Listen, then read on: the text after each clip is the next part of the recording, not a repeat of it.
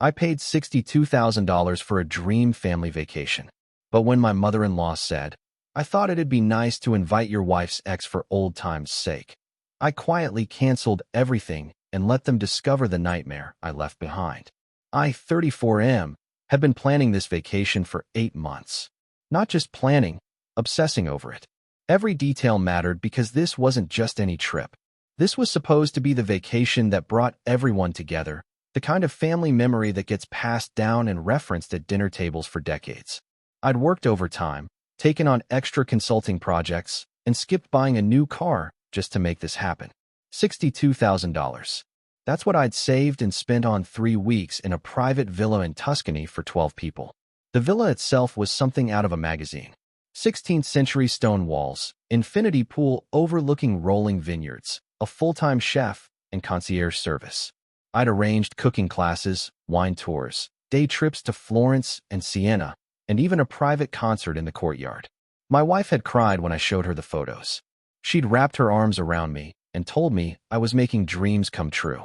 Her parents, my parents, her sister's family, my brother, everyone was coming. It was going to be perfect. Then, 3 days before we were supposed to fly out, my mother-in-law dropped the bomb. We were at her house for a pre-trip dinner. Everyone was there, buzzing with excitement, passing around printed itineraries I'd made.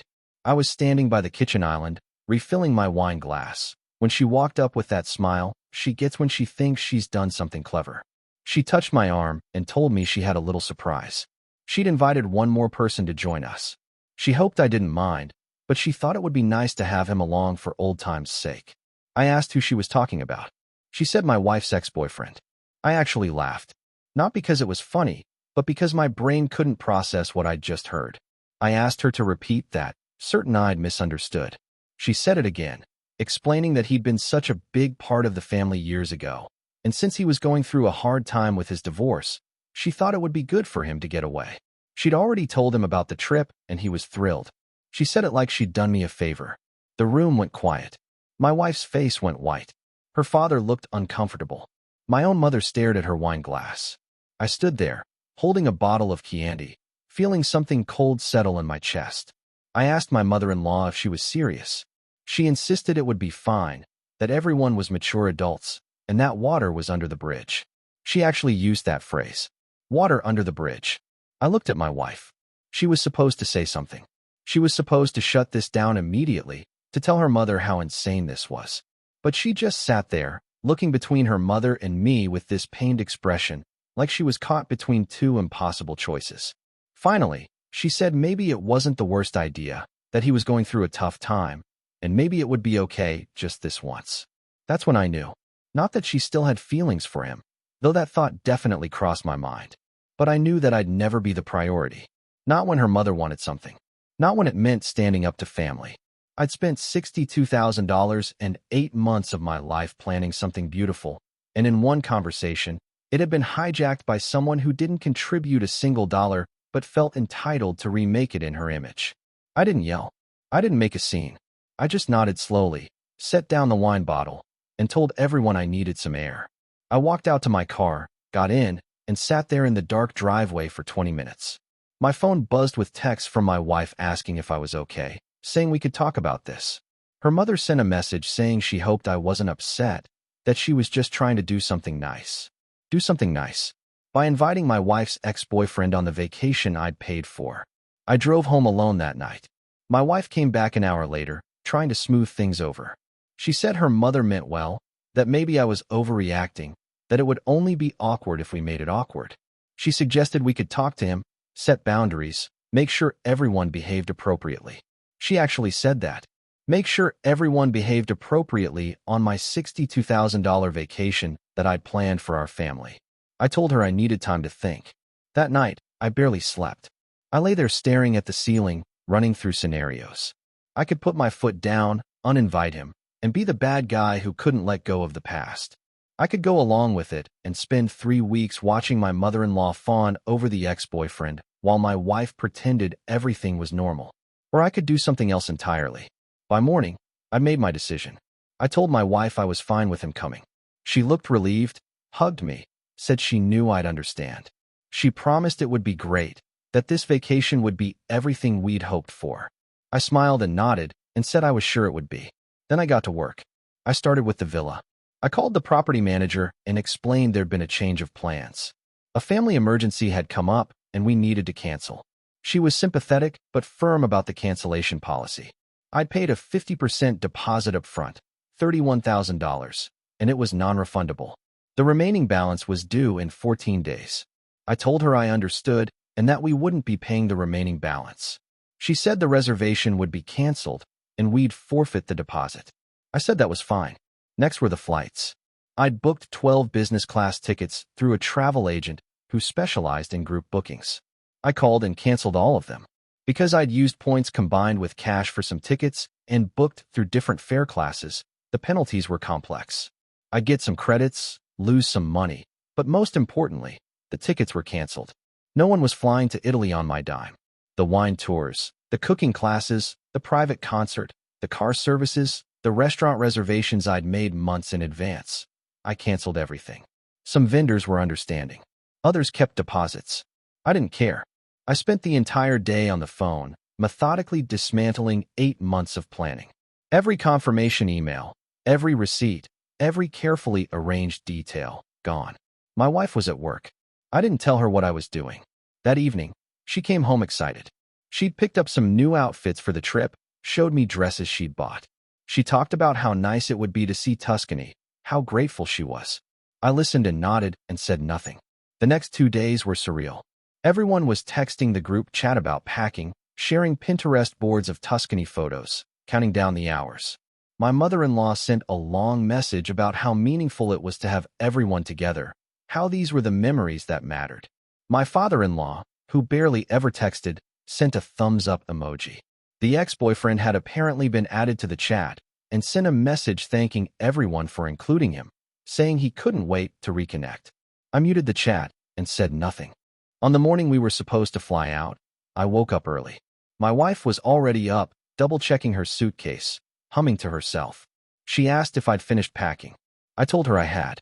She kissed my cheek and said she loved me, that this was going to be amazing. We loaded our bags into the car. The plan was to meet everyone at my in-laws' house, then carpool to the airport together. It was a 40-minute drive. My wife spent the whole time on her phone, coordinating with her sister, checking flight times, asking if I remembered to bring the villa's address for the taxi driver in Italy. I told her I had everything under control. When we arrived, both our families were already there. Cars packed, suitcases lined up, everyone in vacation clothes looking excited. My mother-in-law rushed over, hugging us both, saying how perfect the weather looked in Tuscany this week. My dad clapped me on the shoulder and thanked me again for organizing everything. My brother asked if the villa really had a wine cellar. And then he showed up. The ex-boyfriend pulled up in a Tesla, looking exactly like the kind of guy who drives a Tesla to someone else's family vacation. Tall, fit, expensive sunglasses, carrying one of those designer duffel bags. My mother-in-law practically ran to greet him. She hugged him like he was a returning war hero. He shook hands with my father-in-law, got introduced to my parents, made small talk with my brother. He was charming. Everyone seemed to like him. He walked up to me, extended his hand, and said he appreciated me being cool about him joining. He knew it might be weird, but he was grateful for the opportunity and promised not to be a third wheel. He actually said that. Third wheel. Like this was a casual dinner party and not a $62,000 vacation. I shook his hand and told him not to worry about it. My wife stood next to me, looking uncomfortable but trying to smile. Her mother suggested we take a group photo before heading to the airport. Everyone gathered together, arms around each other. Someone set up a phone on a car hood with a timer. I stood at the edge, barely in frame. After the photo, my mother-in-law clapped her hands and said it was time to head out. Everyone needed to double-check passports and tickets. People started pulling out their bags, phones, documents. That's when I spoke up. I said there was something I needed to tell everyone. The chatter died down. Everyone turned to look at me. My wife's smile faltered. She asked what was wrong. I told them there was no villa. There were no flights. There was no vacation. The silence was absolute. My brother asked what I meant. I explained calmly that I'd canceled everything 2 days ago. The villa reservation was gone, the deposit forfeited. The flights were canceled. The wine tours, the cooking classes, the restaurant reservations, all of it was canceled. There was no trip to Tuscany. There was nothing. My mother-in-law laughed nervously and said I must be joking. Some kind of pre-trip prank. I told her I wasn't joking. I'd spent the last 48 hours systematically canceling every single thing I'd planned and paid for. My wife's face went from confused to horrified. She asked why I would do that. Her voice was shaking. I looked at my mother-in-law and explained that when she decided to invite someone to a vacation, I'd spent $62,000 planning without asking me. She'd made it clear whose vacation this really was. It wasn't mine. It wasn't ours. It was hers to do with as she pleased. So I decided she could plan her own vacation, on her own dime, with whomever she wanted. My father-in-law started to say something, but I cut him off. I told him I'd spent 8 months working overtime to create something beautiful for this family, and it had been hijacked in one conversation by someone who contributed nothing but felt entitled to remake it however she saw fit. I said I was done being treated like my money and effort were just resources to be redistributed according to someone else's whims. My mother-in-law's face turned red. She said I was being ridiculous, that she'd just wanted to include someone who was going through a hard time. She insisted I was overreacting, that this was childish. I told her she was welcome to organize her own trip and invite whoever she wanted. My wife grabbed my arm, pulled me aside, and demanded to know what I was thinking. She said I'd just humiliated her entire family, that this was insane, that we could have talked about this. Her voice was rising, tears in her eyes. I asked her when she planned to talk about it. Before or after her mother added a 12th guest to a vacation I'd paid for. Before or after she told me it would be fine and I was overreacting. I asked her point blank if she would have uninvited him if I'd asked. If she would have told her mother no. She didn't answer. She just stared at me with tears running down her face. The ex-boyfriend, to his credit, looked mortified. He started apologizing, saying he didn't know this would cause problems, that he'd never wanted to create drama. My mother-in-law told him not to apologize, that this wasn't his fault, and turned back to me with pure fury. She said I'd wasted everyone's time, that people had taken off work, that I'd essentially stolen the deposit money since I'd canceled out of spite. She called me selfish, controlling, and vindictive. I told her she was right. I was vindictive. Then I got in my car and drove home. Update 1. The aftermath was nuclear. My phone exploded with calls and texts. My wife came home 3 hours later, oscillating between rage and tears. She said I'd destroyed everything, that her family would never forgive me, that I'd made her look like a fool. She wanted to know how I could do this, how I could be so cruel. I asked her again if she would have uninvited him, if she would have stood up to her mother. She said that wasn't the point. The point was I'd sabotaged an entire vacation that other people had been excited about, people who had nothing to do with the argument. My parents, my brother, her sister's family, they were all collateral damage. I told her they were collateral damage the moment her mother decided my money was hers to allocate, that if she wanted to play hostess with my resources, she could deal with the consequences. My wife said I was acting like a stranger, that she didn't recognize me. I told her I didn't recognize her either. The woman I married would have had my back. Instead, she'd thrown me under the bus the second her mother applied pressure. She slept in the guest room that night. The next morning, my phone was full of messages. My mother-in-law had sent an essay-length text calling me every name in the book. My father-in-law sent a shorter message saying he was disappointed and thought I'd acted rashly. My own mother called, saying she understood I was upset, but that this had hurt a lot of people who didn't deserve it. My brother, surprisingly, sent a different message. He said that while he wished I'd found another way to handle it, he understood why I did it. He said he'd seen me working myself to death for months on this trip, and that what my mother-in-law did was disrespectful. He offered to buy me a beer if I needed to talk. That message meant more than he knew. The ex-boyfriend actually called me. He apologized profusely, said he never would have accepted the invitation if he'd known the situation, and that he felt terrible. I believed him. He seemed like a decent guy who got manipulated by my mother-in-law. I told him it wasn't personal and hung up. My wife and I barely spoke for a week. She stayed with her sister for a few days, then came back, but avoided me. The house felt like a tomb. Update 2. It's been a month now. Things have changed in ways I didn't expect. My wife and I finally had a real conversation. Not the screaming match from the driveway, but an actual sit-down where we both tried to be honest. She admitted that she knew inviting the ex was wrong. She admitted that she should have shut it down immediately. But she said standing up to her mother was something she'd never learned how to do, that the pattern was so ingrained she didn't even see it happening anymore. I told her I understood that, but that it couldn't be my problem anymore. I couldn't be in a marriage where I was always going to come second to her mother's whims, where my effort and money were just tools for her family to use however they wanted. She cried.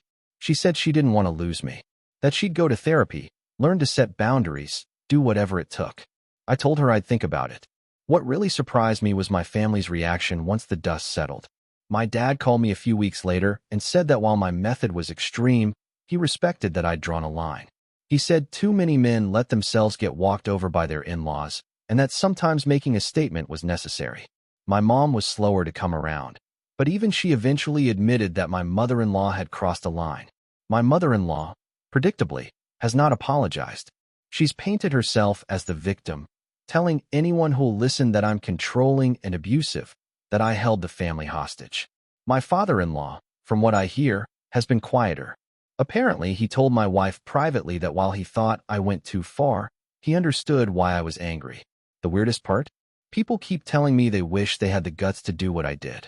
Friends, co-workers, even my dentist somehow heard the story and said he'd dealt with similar in-law issues. It's like I accidentally became a folk hero for standing up to overbearing relatives. But here's the real question I've been wrestling with. Did I do the right thing? I cost myself $31,000. I hurt people who didn't deserve it. I blew up relationships that might never recover. And for what? To prove a point? To get revenge on my mother-in-law? Or did I finally draw a boundary that should have been drawn years ago? Update 3. My wife and I are separating. Not divorcing yet, but separating. She's moving into an apartment near her sister. We agreed we need space to figure out who we are outside of this mess. She said something last week that's been stuck in my head.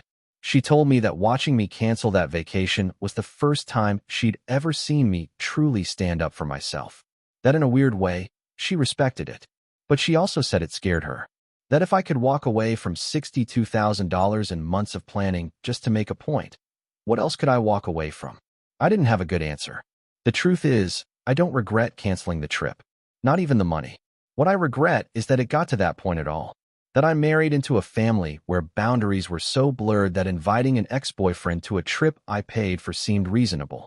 That my wife couldn't see the problem until everything exploded. My mother-in-law sent one final message last week.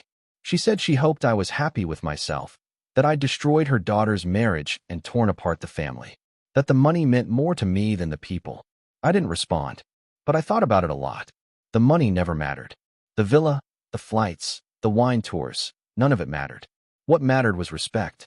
What mattered was being seen as more than just a wallet. What mattered was having a partner who would stand beside me when her family overstepped. And I didn't have that.